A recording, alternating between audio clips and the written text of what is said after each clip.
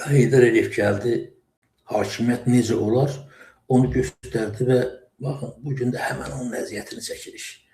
Yəni, həmən şey bizim başımıza gələn. Baxın, indi görün bizi o, necə deyərlər, balaca Heydərin bizə sırmaq üçün görün bir kişi qulaq astım o günkü deyək ki, İlham Əliyevin oğlunu çağıran adam.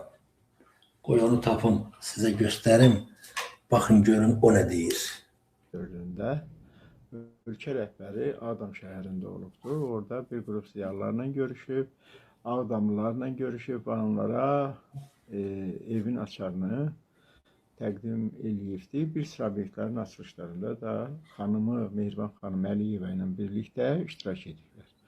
Bu Ağdamda olduğu dövrdə ölkə rəhbəri orada maraqlı hadisələrlə qarşılaşıbdır.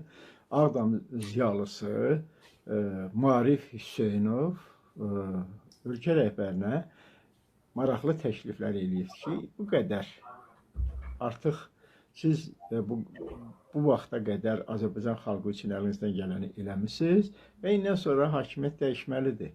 İndi siz də öz yetirməniz olan balaca Heydərə təqdim eləyin Azərbaycan prezidentliyini.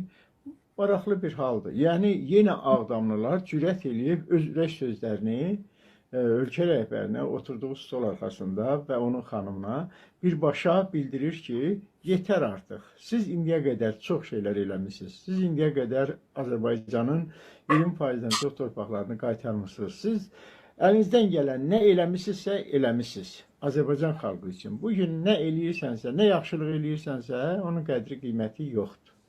Və indən sonra hakimiyyəti ver, istədiyin bir adama, oğluma ver, balaca Heydərə ver. Və bu fikri əgər deyə bilirsə, Marif Hüseynova biz dərin təşəkkürümüzü bildiririk.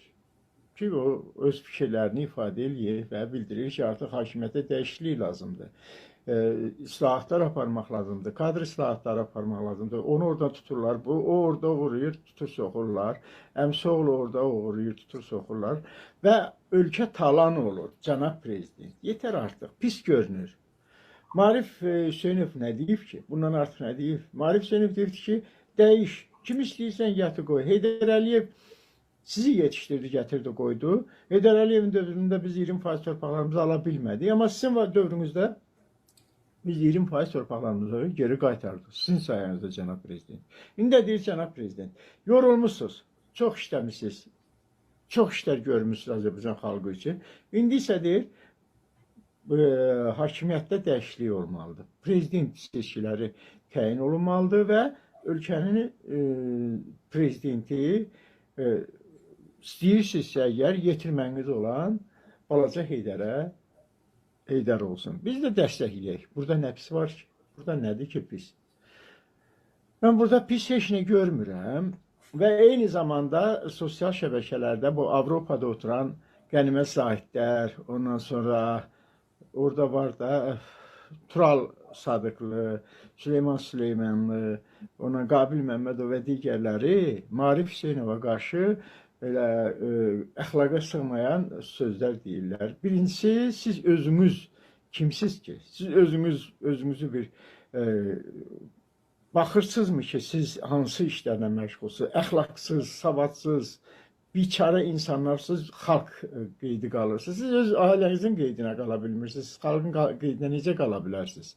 Ona görə də sizi heç ciddiyə almırlar və mən buradan Marif Hüseynova o cürəti özündə tapdığına görə və birbaşa prezidentin üzünə dediyinə görə ki, artıq prezident seçkiləri keçirməyin vaxtıdır. Artıq bu hakimiyyət demək olar ki, sizin istədiyiniz kimi ölkəni inkişaf elətdirə bilmir. Nə deyibdir ki burada?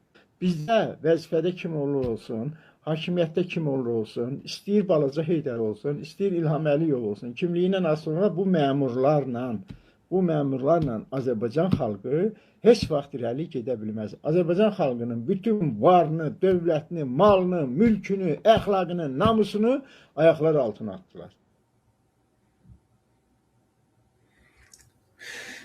Dostlar, düzü deyim ki, mən bilmirəm. Bu o 11-12 dəqiqə idi bunun çıxışı. Yəni biraz kəsif azaltmışam.